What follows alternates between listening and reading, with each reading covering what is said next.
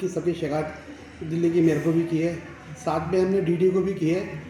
जहाँ पर भी कॉलोनी कट रही है उन सब के बारे में हमने डीडी को भी सूचित किया है, साथ में हमने एमसीडी को भी सूचित किया है। और हम ये अपना आपके चैनल के माध्यम से ये मांग करते हैं दिल्ली सरकार से भी, और कि वो जितनी भी हमारी वार्ड में सरकारी ज़मीन है उनको चिन्हित कर कर उन पर अपना सरकारी बोर्ड लगाएं, ताकि कोई गलत लोग उन पर कब्जा ना करें और ताकि वहाँ पर प्लॉटिंग ना पाए।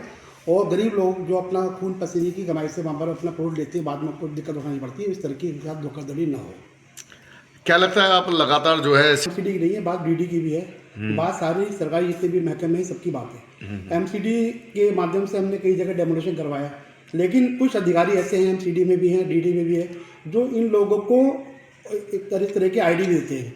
अभी एक एमसीडी ने जहाँ कार्रवाई की तो उसी को आइडिया दिया कि भैया तुम नर्सरी के नाम से इस जगह को अपना बना दो, नर्सरी का बोर्ड लगा दो। और नर्सरी पर कुछ सरकार की तरफ से होता है कि नर्सरी अगर कोई है तो उस पर डेमोलेशन नहीं होता है। तो डेमोलेशन के बचाव देने वाले भी सरकारी अधिकारी हैं, वो चाहे डीडी के अधिकारी हो सकते हैं, चाहे वो एमसीडी के अधिकारी हो सकते हैं, वो इस तरह से बचाव कराते हैं। शर्मा जी, देखा गया नर्सरी के आड़ में शिकायत शायद आपको मेरे अभी हम लोग बात करते हैं आपसे, तो इसकी शिकायत मैंने डूसिप के अधिकारी को दी है। इसमें एक बात और स्पष्ट करना चाहूँगा कि आगे की ज़मीन दिल्ली सरकार की ज़मीन है, जो आगे की जो खाली ज़मीन पड़ी है वो दिल्ली सरकार की ज़मीन है। इसके पीछे ये लोग इस तरह की कार्रवाई कर रहे हैं तो दिल्ली सरकार की इन्वॉल्वमेंट भी है। मैंने डूसिप की सीईओ को भी इसकी शिकायत की है कि भैया आपकी जगह पर इस तरह से कब्जा होने का प्रयास हो रहा है। लेकिन शर्मा जी, लेकिन 3 बार डेमोलेशन हुआ जी, 3 बार डेमोलेशन हम लोगों ने करवाया है। इसके अलावा और जगह भी हैं जहाँ पर हमने 3-3, 4-4 बार डेमोलेशन कराए हैं।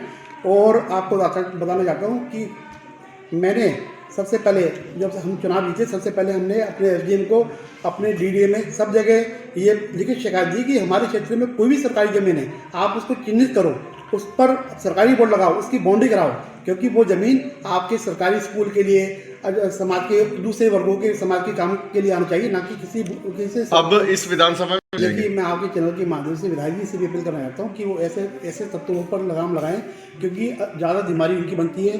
क्योंकि बहुत सारी जगह सुनने में आती हैं जो ग्राम सभा की अब जो डीडी में चली गई है वो जगहों पर भी इस तरह से खेल हो रहा है, तो वो भी अपनी तरफ से प्रशासन को अपने पत्र के माध्यम से या उनसे व्यक्तिगत मिलकर इस तरह की कार्रवाई को रुकवाएं।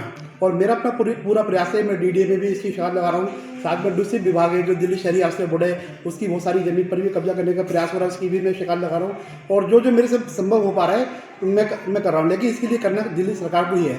एमसीडी भी लास्ट में, अगर आपको एक बात बताना चाहता हूँ, एमसीडी भी लास्ट में अगर हमें जवाब देती है कि भैया हम जो प्लॉटिंग हो रही है उस पर हम कुछ एक्शन नहीं ले सकते, क्योंकि ये मामला डीडीए के अंडर में चला जाता है। क्योंकि जो इलीगल प्लॉटिंग होती है उसमें डीडीए कार्रवाई करती है, लेकिन हम लोग अपनी तरफ से पूरा प्रयास करवा कर जो भी अनऑथराइज कंस्ट्रक्शन होती है उस पर हम पूरा कोशिश करते हैं कि इस पर डेमोलेशन हो और किसी गरीब व्यक्ति का नुकसान भी ना हो। हमारे यहाँ पर शरदन कॉलोनी, राजीव नगर, बलासपुर डेरी में लोग मकान बनाते हैं, उनके साथ में खड़े भी होते हैं, ऐसी बात नहीं है। 50, 60, 70 गज का कोई मकान आ रहा है, लेकिन कोई गलत तरीके से कोई उस पर अतिक्रमण कर रहा है या कोई सरकारी जमीन पर कब्जा कर रहा है, तो इसके खिलाफ हम पूरी तरह से सख्त होकर कार्रवाई करने के पक्ष में हैं। चाहे वो दिल्ली सरकार करे, चाहे वो एमसीडी करे। हम एमसीडी से भी मांग करते हैं, क्योंकि आज एमसीडी में बीजेपी की सरकार है, राजा इकबाल मेयर है दिल्ली के, तो उनका भी दायित्व बनता है कि वो ऐसी जगह को चिन्हित करवाकर उन पर कार्रवाई करवाएं जो सरकारी जमीन पर जहाँ पर कब्जा